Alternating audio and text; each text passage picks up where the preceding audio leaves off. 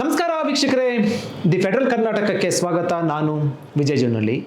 ನಿವೃತ್ತ ಲೋಕಾಯುಕ್ತ ಹಾಗೂ justice N Santosh Hegde ಅವರು ದಿ ಫೆಡರಲ್ ಕರ್ನಾಟಕಕ್ಕೆ ವಿಶೇಷ ಸಂದರ್ಶನವನ್ನು ಕೊಟ್ಟಿದ್ದಾರೆ. RSS ರಿಜಿಸ್ಟ್ರೇಷನ್, RSS ನೋಂದಣಿ ಮತ್ತು RSSನ ಪಥಸಂಚಲನಕ್ಕೆ ಅನುಮತಿ ಕಡ್ಡಾಯ ಅಂತ ಇತ್ತೀಚೆಗೆ ಗೃಹ ಸಚಿವ ಪ್ರಿಯಾಂಕ ಖರ್ಗೆ ಕೊಟ್ಟಿರುವಂಥ ಹೇಳಿಕೆ ದೊಡ್ಡ ಮಟ್ಟದಲ್ಲಿ ಸಂಚಲನ ಮತ್ತು ಚರ್ಚೆಗೆ ಉಂಟಾಗಿರುವಂಥದ್ದು. RSS ನೋಂದಣಿ ಮಾಡ್ಕೊಳ್ಬೇಕಾ? ಪಥಸಂಚಲನಕ್ಕೆ ಅನುಮತಿ ಕಡ್ಡಾಯ ಆಗುತ್ತಾ?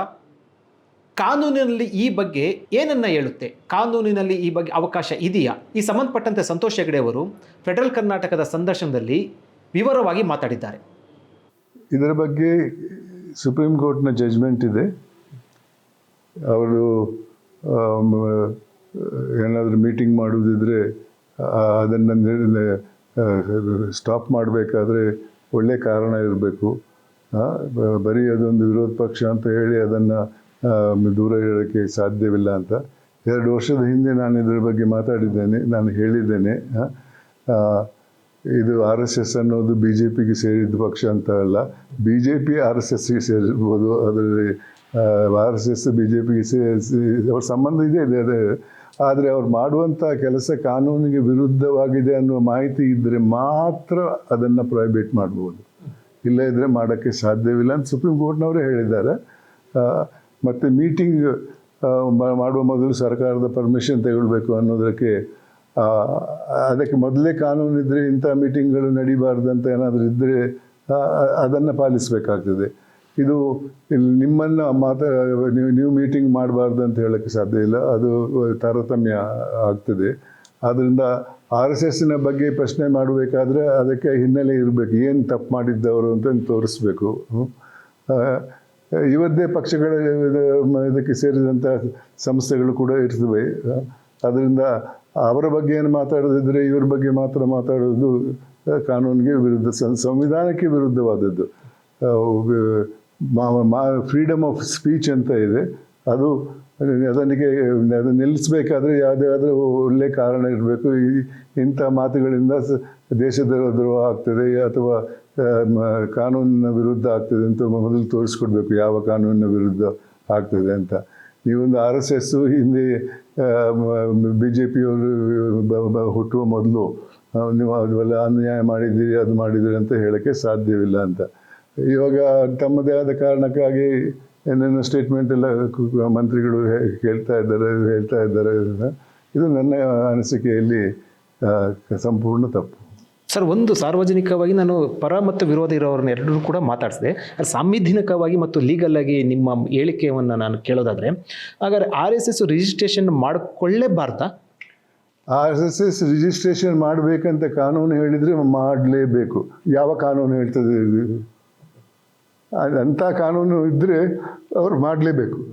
ಅದು ಕಾನೂನಿಗೆ ವಿರುದ್ಧವಾಗಿದ್ದರೆ ಅದನ್ನು ಬಂದ್ ಕೂಡ ಮಾಡ್ಬೋದು. ಆದರೆ ನನಗೆ ಯಾವ ಕಾನೂನು ಅಂತ ಯಾರು ಹೇಳಲ್ಲ. ರಿಜಿಸ್ಟ್ರೇಷನ್ ಯಾಕೆ ಮಾಡಬೇಕಂತ ಮೊದಲು ಅವ್ರಿಗೆ ನೋಟಿಸ್ ಕೊಡಲಿ. ರಿಜಿಸ್ಟ್ರೇಷನ್ ಅಥಾರಿಟಿ ಇದ್ದಾರಲ್ಲ, ಅವ್ರು ಮೊದಲು ನೋಟಿಸ್ ಕೊಡಲಿ ಅವ್ರಿಗೆ, ನೀವು ರಿಜಿಸ್ಟ್ರೇಷನ್ ಮಾಡಬೇಕಂತ. ಆವಾಗ ಭಾಳಷ್ಟು ಸಂಸ್ಥೆಗಳು ಕೂಡ ಮಿಕ್ಕಿದ ಪಕ್ಷದಲ್ಲಿ ಇದೆ, ಎಲ್ಲರೂ ಮಾಡಬೇಕಾಗ್ತದೆ.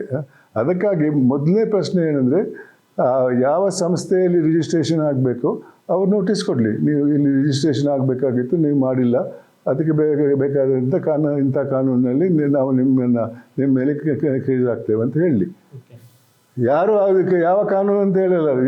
ಇದು ರಿಜಿಸ್ಟ್ರೇಷನ್ ಅಂದರೆ ನಮ್ಮ ಪ್ರಾಪರ್ಟಿ ಮಾಡುವ ರಿಜಿಸ್ಟ್ರೇಷನ್ ಅಲ್ಲ ಅದು. ಈ ರಿಜಿಸ್ಟ್ರೇಷನ್ ನನ್ನ ವೈಯಕ್ತಿಕ ಮೂಲಭೂತ ಹಕ್ಕಿಗೆ ವಿರುದ್ಧವಾದದ್ದು. ಆದ್ದರಿಂದ ನಮಗೆ ನಾನು ಅದನ್ನು ರಿಜಿಸ್ಟರ್ ಮಾಡಿಸ್ಕೊಳ್ಬೇಕಾದ್ರೆ ಯಾರ ಮುಂದೆ ಮಾಡಬೇಕು, ಯಾಕೆ ಮಾಡಬೇಕು ಅನ್ನೋದು ಪ್ರಶ್ನೆ ಇರ್ತದೆ. ಮೊದಲು ನೋಟಿಸ್ ಕೊಡಲಿ. ಯಾವ ಅಥಾರಿಟಿ ರಿಜಿಸ್ಟ್ರೇಷನ್ ಮಾಡ್ತಾರೋ ಅವ್ರು ನೋಟಿಸ್ ಕೊಡಲಿ, ಆಮೇಲೆ ಇವರು ಅದಕ್ಕೆ ಜವಾಬು ಕೊಡಬೇಕು, ಇಲ್ಲದ್ರೆ ರಿಜಿಸ್ಟ್ರೇಷನ್ ಮಾಡಬೇಕಾಗ್ತದೆ. ಇದೇ ಪ್ರಶ್ನೆ ಪ್ರಿಯಾಂಕ ಖರ್ಗೆ ಅವರು ಕೇಳಿದೆ, ಅವ್ರು ಹೇಳಿಕೆ ಅಂತ ಹೇಳ್ತಾ ಇಲ್ಲ. ಸಾರ್ವಜನಿಕರ ಪ್ರಶ್ನೆ ಅಥವಾ ನಂದು ಪ್ರಶ್ನೆ ಅಥವಾ ಸಾರ್ವಜನಿಕ ಸಹಜ ಕುತೂಹಲ ಪ್ರಶ್ನೆ ಅಂತಂದರೆ, ಒಂದು ಅಕೌಂಟಬಿಲಿಟಿ ಇರಬೇಕು. ಅಥವಾ ಬೇರೆ ಬೇರೆ ಕಡೆಯಿಂದ ನಿಮಗೆಲ್ಲ ಫಂಡ್ ಬರ್ತಾ ಇರುತ್ತೆ, ಕಾರ್ಯಕ್ರಮಗಳು, ಇಷ್ಟು ಲಕ್ಷಾಂತರ ಜನ ಇರುವಂಥದ್ದು ಇಡೀ ಪ್ರಪಂಚಾದ್ಯಂತ RSSಗೆ ರಿಜಿಸ್ಟರ್ ಮಾಡಿಕೊಂಡ್ರೆ ತಪ್ಪೇನು ಅನ್ನುವಂಥ ಪ್ರಶ್ನೆ ಬರುವಂಥದ್ದು. ರಿಜಿಸ್ಟ್ರೇಷನ್ ಮಾಡಬೇಕಂತ ಕಾನೂನು ಹೇಳಿದರೆ ಅದು ತಪ್ಪು. ಕಾನೂನಲ್ಲಿ ರಿಜಿಸ್ಟ್ರೇಷನ್ ಮಾಡಬೇಕಂತ ಇಲ್ಲದೇ ಇದ್ರೆ ಏನಿದೆ? ಒಂದು ಉದಾಹರಣೆ ಕೊಡ್ತೇನೆ ನಾನು. ಇವಾಗ ನಾವು ನಮ್ಮ ಇದರಲ್ಲಿ ಕುಟುಂಬದಲ್ಲಿ ಬೇರೆ ಬೇರೆ ರೀತಿಯಲ್ಲಿ ಮಾಡ್ತಾ ಇರ್ತೇವೆ ಅನ್ನೋದು, ಅದಕ್ಕೆ ಎಲ್ಲೂ ರಿಜಿಸ್ಟ್ರೇಷನ್ ಮಾಡಬೇಕಂತ ಎಲ್ಲೂ ಇಲ್ಲ. ಅದಕ್ಕೆ ನನಗೆ ನೋಟಿಸ್ ಕೊಟ್ಟರೆ ನಾನು ರಿಜಿಸ್ಟ್ರೇಷನ್ ಮಾಡ್ತೇನೆ, ನಾನು ಜವಾಬು ಕೊಡ್ತೇನೆ. ನನ್ನ ಮನೆಯಲ್ಲಿ ರಿಜಿಸ್ಟ್ರೇಷನ್ ಆಗಬೇಕಾದ್ರೆ ನಿನ್ನ ಮನೆಯಲ್ಲೂ ಆಗಬೇಕಾಗ್ತದಲ್ಲ. ಅದರಿಂದ ರಿಜಿಸ್ಟ್ರೇಷನ್ ಮಾಡಬೇಕಾಗದಿದ್ರೆ ಮಾಡದೇ ಇದ್ದರೆ ಅದು ತಪ್ಪು.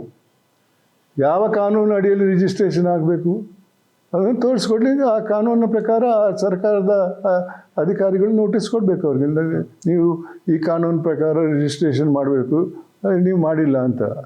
ಇಲ್ಲದಿದ್ರೆ ಇಷ್ಟು ವರ್ಷ ಅಧಿಕಾರದಲ್ಲಿ ಇರುವವರೆಲ್ಲ ಸುಮ್ಮಗಿರ್ತಾರ? ರಿಜಿಸ್ಟ್ರೇಷನ್ ಮಾಡಬೇಕಾದ್ರೆ ಖಂಡಿತ ಮಾಡ್ತಾರೆ. ಆ ಕಾನೂನು ಅವಕಾಶ ಇದ್ದಿದ್ದು ಇಷ್ಟೊತ್ತಿಗೆ ಹಿಂದಿನ ಪಕ್ಷಗಳು ಅಥವಾ ಇವ್ರು ಯಾರು ಪ್ರಶ್ನೆ ಎತ್ತಿದ್ರು ಆ ಪಕ್ಷಗಳು ಸುಮ್ಮನೆ ಇರ್ತಾ ಇರಲಿಲ್ಲ. ಕಾಂಗ್ರೆಸ್ ಇಷ್ಟೊತ್ತಿಗೆ ಅದನ್ನ ಆಕ್ಷನ್ ರೂಪಕ್ಕೆ ಖಂಡಿತ ಎಷ್ಟು ವರ್ಷ ಆಯ್ತು ಇವಾಗ RSS ಬಂದು. ಹಿಂದಿನಿಂದಲೂ RSS ಅನ್ನು ಎಲ್ಲರೂ ಅಪೋಸ್ ಮಾಡ್ತಾ ಇದ್ರು. 3 ಸಾರಿ ಬ್ಯಾನ್ ಆಗಿ ಲಿಫ್ಟ್ ಆಗಿರೋದು. ಹೌದು. ಇದಕ್ಕೆ ನನಗೆ ರಿಜಿಸ್ಟ್ರೇಷನ್ ಮಾಡಬೇಕಂದ್ರೆ ನಾನು ಯಾಕೆ ಮಾಡಲಿಲ್ಲ ಅಂತ ಕೇಳ್ತೇವೆ. ಎಲ್ಲಿ ಮಾಡಬೇಕಂತ ತೋರಿಸಿ. ಯಾಕೆ ಕಾನೂನು ಮಾಡಿದ್ರೆ ಇವಾಗ ಪ್ರತಿಯೊಬ್ಬ ವ್ಯಕ್ತಿಯು ರಿಜಿಸ್ಟ್ರೇಷನ್ ಮಾಡಬೇಕಂದ್ರೆ ನೀವು ರಿಜಿಸ್ಟ್ರೇಷನ್ ಮಾಡಿ, ಯಾಕೆ ಮಾಡಲ್ಲ? ನೀವು ಹೇಳಿದ ಮೊದಲನೇ ಪ್ರಶ್ನೆ ಏನಂದರೆ ಯಾವ ಕಾನೂನಿನಲ್ಲಿ ನಾನು ರಿಜಿಸ್ಟ್ರೇಷನ್ ಮಾಡಬೇಕು? ನೀವು ಹುಟ್ಟಿದಾಗ ನೀವು ರಿಜಿಸ್ಟ್ರೇಷನ್ ಆಗಬೇಕು, ಬರ್ತ್ ಸರ್ಟಿಫಿಕೇಟ್ಗೆ ಮತ್ತು ಬೇಕು ಎವಿಡೆನ್ಸ್ಗೆ, ಅದಕ್ಕೆ ಮಾಡಲೇಬೇಕಾಗ್ತದೆ. ಈಗ ಏನಿಲ್ಲ ನಮ್ಮ ಇಷ್ಟ ಪ್ರಕಾರ ನೀವು ಮಾಡಬೇಕು ಅಂದರೆ ಇದು ಚರ್ಚೆ ಆಗಿದೆ ಸ್ವಾಮಿ. 2 ವರ್ಷದ ಹಿಂದೆ ನಾನು ಎಲ್ಲ ಕೋರ್ಟ್ ಜಡ್ಮೆಂಟನ್ನೆಲ್ಲ ಕೊಟ್ಟಿದ್ದೇನೆ ಇದರಲ್ಲಿ ಏನಾಗಿದೆ ಅಂತ. ಈ ಪಥಸಂಚಲನ ಮಾಡಬೇಕಾದ್ರೆ ಅದಕ್ಕೂ ಅನುಮತಿ ಕಡ್ಡಾಯ ಅಂತಾನೆ ಹೇಳಿದ್ದಾರೆ. ಮುಂಚೆ ಇರಲಿಲ್ಲ, ಈಗ ಕಡ್ಡಾಯ ಅಂತ ಹೇಳಿರುವಂಥದ್ದು. ಅದನ್ನ ನೀವು ಯಾವ ರೀತಿ ವಿಶ್ಲೇಷಣೆ ಮಾಡ್ತೀರಾ, ಯಾವ ರೀತಿ ವ್ಯಾಖ್ಯಾನ ಮಾಡ್ತೀರಾ? ಇಲ್ಲ, ಅದು ಕಡ್ಡಾಯ ಅಂತ ಇಲ್ಲ ಪಥಚಲನ. ಆದರೆ ಅದರಿಂದ ಟ್ರಾಫಿಕ್ಕಿಗೆ ಅಥವಾ ಸೆಕ್ಯೂರಿಟಿಗೆ ಏನಾದರೂ ಇದ್ದರೆ ಪರ್ಮಿಷನ್ ತಗೊಳ್ಬೇಕು, ಪೊಲೀಸ್ ಪರ್ಮಿಷನ್. ಅದು ತಗೊಳ್ಳದೆ ಮಾಡಲಿಕ್ಕೆ ಆಗಲ್ಲ. ಇದಲ್ಲ, ಮೊದಲೇ ನಿಮ್ಮ ಸಂಸ್ಥೆಯನ್ನು ರಿಜಿಸ್ಟರ್ ಮಾಡಿಕೊಳ್ಳಿ ಅನ್ನೋದು ಇದೆ. ಅದು ತೋರಿಸ್ಕೊಡಿ ಯಾವ ಕಾನೂನು ಪ್ರಕಾರ ಮಾಡಬೇಕು. ಇಲ್ಲದೇ ಇದ್ದರೆ ಮಾಡದಿದ್ದರೆ ಕಾನೂನಿಗೆ ವಿರುದ್ಧ ಆಗ್ತದೆ. ಎಷ್ಟು ವರ್ಷದಿಂದ ಮಾಡಲಿಲ್ಲ, ಯಾವ ಸರ್ಕಾರ ಕೂಡ ಇದ್ರ ವಿರುದ್ಧ ಕೇಸ್ ಹಾಕಿಲ್ಲ. ಯಾರೋ ಒಬ್ಬರು ಮಂತ್ರಿ, ಯಾರೋ ಒಬ್ಬರು ರಾಜಕೀಯ ಪಕ್ಷದವ್ರು ನೀವು ರಿಜಿಸ್ಟ್ರೇಷನ್ ಮಾಡಿ ಅಂದರೆ ಅದಕ್ಕೆ ಬೆಲೆ ಇದೆಯಾ? ಇಲ್ಲ. ತೋರಿಸ್ಕೊಡಿ ಯಾವ ಕಾನೂನು ಪ್ರಕಾರ ರಿಜಿಸ್ಟ್ರೇಷನ್ ಆಗಬೇಕು. ಮಾಡದೇ ಇದ್ದರೆ ನೀವು ರಿಟ್ ಪಿಟಿಷನ್ ಹಾಕಿಲ್ಲ ಇಷ್ಟು ವರ್ಷ? ಎಷ್ಟು ವರ್ಷದಿಂದ ಇವರೇ ಇದನ್ನು ಅಪೋಸ್ ಮಾಡ್ತಾ ಇದ್ದಾರೆ. ಇವ್ರು ಯಾಕೆ ಹಾಕಿಲ್ಲ ರಿಟ್ ಪಿಟಿಷನ್? ಬೇಕಾದ ಸಂಸ್ಥೆಗಳು ಇವರನ್ನು ಕೇಳ್ತಾ ಇಲ್ಲ, ರಿಜಿಸ್ಟ್ರೇಷನ್ ಮಾಡಿಸ್ತಾ ಇಲ್ಲ ಅಂತ ಸರ್ಕಾರದ ವಿರುದ್ಧ ಕೇಳಲಿ. ಈ ಕಾನೂನಿನ ಅರಿವು ಅವ್ರಿಗೂ ಇರುತ್ತೆ, ಆದರೆ ಯಾಕೆ ಈ ರೀತಿ ಹೇಳಿಕೆಗಳು, ಗೊಂದಲಗಳೆಲ್ಲ ಶುರುವಾಗಿರುವಂಥದ್ದು ಏನು ಅನ್ಸುತ್ತೆ? ಯಾಕಂದ್ರೆ ರಾಜ್ಯದಲ್ಲಿ ಸಿಕ್ಕಾಪಟ್ಟೆ ಸಮಸ್ಯೆಗಳಿರುವಂಥದ್ದು. ಭಾಳ ಹಿಂದಿನ ವಿಚಾರ ಏನಂದರೆ, ಒಂದು ಸಮುದಾಯದವರು RSS ಅನ್ನು ಸಪೋರ್ಟ್ ಮಾಡ್ತಾ ಇದ್ದರು, ಮಿಕ್ಕಿದ ಸಮುದಾಯದವರು ಇದು ಒಂದು ಜಾತಿಗೆ ಸೇರಿದ್ದಂಥ ಒಂದು ಭಾವನೆ ಇತ್ತು. ಆದ್ದರಿಂದ ಹಿಂದಿನಿಂದಲೂ ಈ ತಕರಾರು ಇರ್ತಾ ಇತ್ತು. ಈ ನಡುವೆ ಆ ಸಮುದಾಯದವರು ಕೂಡ ಇವ್ರ ಜೊತೆ ಸೇರಿಕೊಂಡಿದ್ದಾರೆ. ಅದರಿಂದ ಕೆಲವರಿಗೆ ಬೇಜಾರಾಗಿದೆ, ಇದನ್ನು BJPಯವರು ಸಪೋರ್ಟ್ ಮಾಡ್ತಾ ಇದ್ದಾರೆ ಹಾಗೆ ಅಂತ. ಅದರಿಂದ ಇದು ಹೇಳಿದವರು ಹೇಳೋದು, ಬೇರೆ ಹೆಚ್ಚಿನವರು ಹೇಳಲ್ಲ. ನನ್ನ ಅನಿಸಿಕೆಯಲ್ಲಿ ನೀವು ಹೋಮ್ ಮಿನಿಸ್ಟರ್ ಆಗಿದ್ದೀರಿ, ಕೇಸ್ ಹಾಕಿ ಅವ್ರ ಮೇಲೆ. ಪ್ರಿಯಾಂಕ್ ಖರ್ಗೆ ಅವರು. ಹೌದು. ಯಾಕೆ ಮಾತಾಡ್ತಾರೆ ಮತ್ತು ಏನು ಸ್ಟೆಪ್ಸ್ ತಗೊಳ್ಳಲ್ಲ? ರಿಜಿಸ್ಟ್ರೇಷನ್ ಮಾಡಿಸ್ಬೇಕಂದಿದ್ರೆ ಮಾಡಿಸ್ಲೇಬೇಕು, ಮಾಡದೇ ಇದ್ದರೆ ಅದು ಕಾನೂನಿಗೆ ವಿರುದ್ಧ. ಅದನ್ನು ಯಾರು ಬೇಕಾದರೂ ರಿಟ್ ಪಿಟಿಷನ್ ಹಾಕ್ಬೋದು ಕೋರ್ಟಲ್ಲಿ. ಪತ್ರ ಬರೆದಿರೋದು ಮಾತ್ರ, ಯಾವುದು ನೋಟಿಸ್ ಕೊಟ್ಟಿಲ್ಲ. ಪತ್ರ ಬರೆದಿರೋ ಪ್ರಶ್ನೆ ಕೇಳೋದು ಅವ್ರಿಗೆ, ಇದು ಹೇಳಿ ಅದು ಮಾಡಿ, ಇದು ಯಾಕೆ ಮಾಡಿಲ್ಲ, ಅದು ಯಾಕೆ ಮಾಡಿಲ್ಲ ಅಂತ. ಅದೊಬ್ಬ ವ್ಯಕ್ತಿಯ ವಿಚಾರ, ಅಭಿಪ್ರಾಯ. ಅದೇ ಕಾನೂನಲ್ಲಿ ರಿಜಿಸ್ಟರ್ ಆಗಬೇಕಾಗಿದ್ದರೆ ಮಾಡಲೇಬೇಕು. ಆದರೆ ಇಷ್ಟು ವರ್ಷದಿಂದ, ಇಷ್ಟು ದಶಕಗಳಿಂದ ಬೇರೆ ಬೇರೆ ಸರ್ಕಾರ ಅಧಿಕಾರದಲ್ಲಿದ್ದರೂ ಕೂಡ ಒಬ್ಬರು ಕೂಡ ಅವ್ರನ್ನ ಕಂಪೇರ್ ಮಾಡಿಲ್ಲ ರಿಜಿಸ್ಟರ್ ಮಾಡಬೇಕಂತ. ಆ ಅಥಾರಿಟಿ ಕೂಡ ಇವ್ರ ಮೇಲೆ ನೋಟಿಸ್ ಹಾಕಿಲ್ಲ, ಏನು ಕೇಸ್ ತಗೊಂಡಿಲ್ಲ. ಮತ್ತು ರಿಜಿಸ್ಟರ್ ಮಾಡಿ ಅಂದರೆ ಓಕೆ. ಇದು ಇರೋದೇ ಒಂದು ರೀತಿಯಲ್ಲಿ ಇದು ರಾಜಕೀಯ ವ್ಯಕ್ತಿ ತೆಗೆದುಕೊಂಡವರು. ಸರ್, ಇದನ್ನು ನೀವು ಈ ರೀತಿ ಹೇಳಿಕೆ ಕೊಟ್ಟ ನಂತರ ಈ ಸೋಷಿಯಲ್ ಮೀಡಿಯಾದಲ್ಲಿ ಅಥವಾ ಕಾಮೆಂಟ್ಸ್ ಏನು ಬರುತ್ತೆ ಅಂದರೆ ಸಂತೋಷ್ ಹೆಗಡೆ ಅವರು ಏನು RSS ಪರವಾಗಿದ್ದಾರಾ, RSS ಸೇರಿದ್ದಾರಾ ಅನ್ನುವಂಥ ಪ್ರಶ್ನೆ ಬರುತ್ತೆ, ನಿಮಗೂ ಕೂಡ ಬಂದಿದೆ. ಸೊ ನಾನು ಕೇಳ್ತೀನಿ ಸರ್, ಸಂತೋಷ್ ಹೆಗಡೆ ಅವರು ಹಂಗಾರೆ RSS ಪರವಾಗಿ ಮಾತಾಡ್ತಾ ಅಥವಾ RSS ಸೇರಿದ್ದಾರಾ ಅಂತ ನೀವೇನು ಹೇಳ್ತೀರಾ ಸರ್ ಅದಕ್ಕೆ? ನಾನು ವೈಯಕ್ತಿಕವಾಗಿ ಯಾವ ರಾಜಕೀಯ ಪಕ್ಷಕ್ಕೂ ಸೇರಿದವನಲ್ಲ, ಅದರ ಎಫಿಲಿಯೇಟೆಡ್ ಸಂಸ್ಥೆಗಳಿಗೂ ಸೇರಿದವನಲ್ಲ. ನನ್ನ ಅಭಿಪ್ರಾಯ, ನಾನೊಬ್ಬ ವಕೀಲನಾಗಿ ಕೊಟ್ಟಂಥ ಅಭಿಪ್ರಾಯ. ನಾನು RSSನ ಸದಸ್ಯನಲ್ಲ, ಅದನ್ನು ಡಿಪೆಂಡ್ ಮಾಡೋದಕ್ಕೆ ಪಬ್ಲಿಕ್ ಆಗಿ ಹೇಳಿಲ್ಲ. ಆದರೆ ಕೆಲವು ವಿಚಾರದಲ್ಲಿ ನಮಗೂ ಅದಕ್ಕೂ ಸಂಬಂಧ ಇಲ್ಲದೇ ಇದ್ದರೂ ಕೂಡ ನಾವು ಹೇಳಬೇಕಾಗ್ತದೆ. ಇಂಥ ವಿಚಾರ ಬಂದಾಗ ನೀವು ನನ್ನನ್ನು ಕೇಳಿದ್ರಿ ಇವಾಗ, ಹೌದು, ನನಗೆ ಅದ್ರ ಜವಾಬು ಕೊಡಬೇಕಾಗ್ತದೆ. ಯಾಕಂದರೆ ನಾನೊಬ್ಬ ಲಾಯರು, ಒಬ್ಬ ನ್ಯಾಯಾಧೀಶನಾಗಿದ್ದವನು. ಯಾರೋ ಒಬ್ಬರು ಒಂದು ಸ್ಟೇಟ್ಮೆಂಟ್ ಕೊಟ್ಟರೆ ಅದು ಸರಿಯಲ್ಲದಿದ್ದರೆ ಅದು ಸರಿಯಲ್ಲ ಅಂತ ಹೇಳೋದು ನನ್ನ ಜವಾಬ್ದಾರಿ. ನಾನು ಹೇಳಲ್ಲ ಸುಮ್ಮಗಿರ್ತೇನೆ ಅಂತ ಹೇಳೋದು ಕೂಡ ನನ್ನ ಹಕ್ಕು.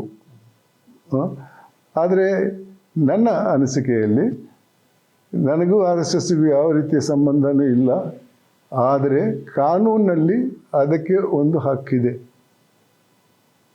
ಆ ಹಕ್ಕನ್ನು ಇನ್ನೊಬ್ಬರು ಪ್ರಶ್ನೆ ಮಾಡಿದರೆ ಅದರ ಬಗ್ಗೆ ನನಗೆ ತಿಳುವಳಿಕೆ ಇದ್ದರೆ ನಾನು ಮಾತಾಡಬೇಕಾಗ್ತದೆ. ನಾನು ಮಾತಾಡಿದ್ದೆ, 2 ವರ್ಷದ ಹಿಂದೆ ಮಾತಾಡಿದ್ದೇನೆ. ಸುಪ್ರೀಂ ಕೋರ್ಟ್ನ ತೀರ್ಪಿನ ಆಧಾರದ ಮೇಲೆ ನನ್ನ ವಿಚಾರವನ್ನು ತಿಳಿಸಿದ್ದೇನೆ. ಸುಪ್ರೀಂ ಕೋರ್ಟ್ನ ಆಧಾರ ಆರ್ಟಿಕಲ್ 141 ಪ್ರಕಾರ ದೇಶದ ಕಾನೂನು. ಆದ್ದರಿಂದ ಯಾರಿಗೆ ಇದು ತಪ್ಪಂತ ಕಾಣಿಸ್ತದೋ ಅದಕ್ಕೆ ಬೇಕಾದಂಥ ಸ್ಟೆಪ್ಸ್ ತಗೊಳ್ಳಿ. ಅದು ನೀವು ಅಧಿಕಾರದಲ್ಲಿದ್ದೀರಾ, ಸಬ್ಜೆಕ್ಟ್ ನಿಮ್ಮ ಇದರಲ್ಲಿ ಬರ್ತದೆ, ಜ್ಯೂರಿಸ್ಡಿಕ್ಷನಲ್ಲಿ. ನನ್ನ ತಂದೆಯವರು all India BJP vice president ಆಗಿದ್ದರು. ಆದರೂ ಕೂಡ BJP ಚೀಫ್ ಮಿನಿಸ್ಟರ್ ವಿರುದ್ಧ ನಾನು ವರದಿ ಕೊಟ್ಟಿದ್ದೇನೆ. ಒಬ್ಬರು ಮುಖ್ಯಮಂತ್ರಿ ನನ್ನನ್ನು ಬರಮಾಡಿಕೊಂಡವರು ಲೋಕಾಯುಕ್ತನಾಗಿ, ಅವರ ವಿರುದ್ಧ ವರದಿ ಕೊಟ್ಟಿದ್ದೇನೆ. ಅದರಿಂದ ನನಗೂ ಅದಕ್ಕೂ ಸಂಬಂಧ ಇಲ್ಲದೆ ಇದ್ದರೂ ಕೂಡ ಒಂದು ಆರೋಪ ಮಾಡಿದಾಗ ಜನರು ನನ್ನನ್ನು ಕೇಳ್ತಾರೆ, ನಿಮ್ಮ ವಿಚಾರ ಏನಂತ. ನಾನು ನನ್ನ ವಿಚಾರ ಹೇಳಿದ್ದೇನೆ. ಜನರು ಕೇಳದೇ ಇದ್ದರೂ ಕೂಡ ನಾನು ಇಂಥ ವಿಚಾರದಲ್ಲಿ ಪಬ್ಲಿಕ್ ಇಶ್ಯೂ ಬಂದಾಗ ನಾನು ನನ್ನ ಒಪಿನಿಯನ್ ಹೇಳ್ತೇನೆ. ತಪ್ಪೋ ಸರಿಯಾಗಿ ಮಿಕ್ಕಿದವ್ರಿಗೆ ಇದು ಬಿಟ್ಟದ್ದು. ನಾನು ಕಾನೂನನ್ನು ಫಾಲೋ ಮಾಡಿ ಈ ವಿಚಾರದಲ್ಲಿ ಸುಪ್ರೀಂ ಕೋರ್ಟ್ ಜಡ್ಜ್ಮೆಂಟನ್ನು ಫಾಲೋ ಮಾಡಿ ಬರೆದಿದ್ದೇನೆ. ಇದು ಕಾಪಿ ನನ್ನ ಹತ್ರ ಇಲ್ಲ ಇವಾಗ, ಇಲ್ಲದೆ ಅದರ ರಿಪೋರ್ಟ್ ಪಬ್ಲಿಷ್ ಆಗಿದೆ ಪೇಪರ್. ಓಕೆ ಸರ್, ತುಂಬ ಧನ್ಯವಾದ ಸರ್ ಇಷ್ಟೊತ್ತು ಮಾತಾಡೋದಕ್ಕೆ. RSS ನೋಂದಣಿ ಕಡ್ಡಾಯ ಅಲ್ಲ, ಯಾವುದೇ ಕಾನೂನಿನಲ್ಲಿ ಈ ಅಂಶ ಇಲ್ಲ. ಒಂದು ವೇಳೆ ಕಡ್ಡಾಯ ಅಂತಿದ್ರೆ ಸರ್ಕಾರ ನೋಟಿಸನ್ನು ಕೊಡಲಿ RSS ಅವರಿಗೆ, ಅಥವಾ ಕೋರ್ಟ್ನಲ್ಲಿ ಈ ಬಗ್ಗೆ ಅಫಿಡವಿಟನ್ನು ಹಾಕಲಿ ಅಂತ ಸಂತೋಷ್ ಹೆಗಡೆ ಅವರು ಹೇಳಿದ್ದಾರೆ. ಜೊತೆಗೆ ನಾನು ಯಾವುದೂ ಕೂಡ RSSಗೆ ಸೇರಿದ ವ್ಯಕ್ತಿಯಲ್ಲ, ಕಾನೂನಿನಲ್ಲಿ ಏನಿದೆ ಅದನ್ನು ಮಾತ್ರ ನಾನು ಹೇಳ್ತಿದ್ದೇನೆ ಅಂತ ಹೇಳುವ ಮೂಲಕ ಒಂದು ಸಂದೇಶವನ್ನು ಕೂಡ ಕೊಟ್ಟಿದ್ದಾರೆ.